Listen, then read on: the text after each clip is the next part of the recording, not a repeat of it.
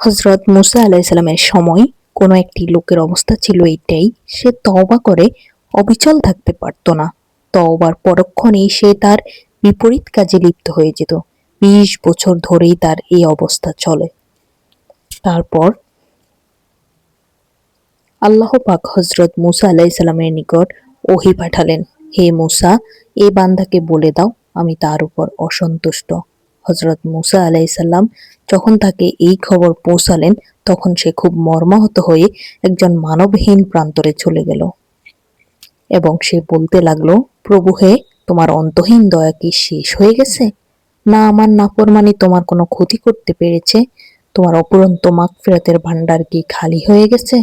না তুমি মাগফিরাতের ক্ষেত্রে কৃপণতা করছো?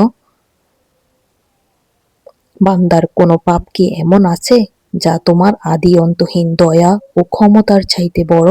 পাপ করা তো বান্দার স্বভাব, এটা তোমার অন্তহীন মহিমাকে অতিক্রম করতে পারে?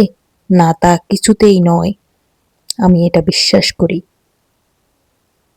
তুমি যদি তোমার বান্দার প্রতি রহমত করা বন্ধ করে দাও, তবে সে কার কাছে আশা করবে? তুমি যদি তাকে নিরাশ করে দাও, তাহলে সে কার দুয়ারে গিয়ে দাঁড়াবে?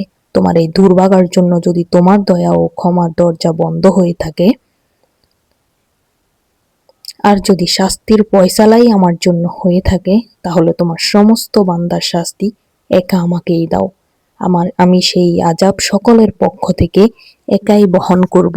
তখন আল্লাহ পাক হযরত মুসা আলাইহিস সালামের নিকট পাঠালেন, হে মুসা, তুমি আমার সেই বান্দার নিকট গিয়ে বলো, তুমি যদি সমস্ত দুনিয়া ভরেও পাপ করে থাকো, তবে তা অবশ্যই আমি ক্ষমা করে দিলাম, কেননা তুমি আমার ক্ষমতা ও দয়ার গুণ সঠিকভাবে বুঝতে পেরেছ।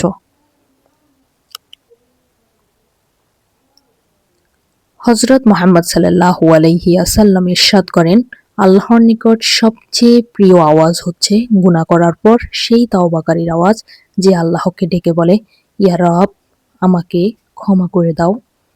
এটাই মুসলিমের জন্য শিক্ষা।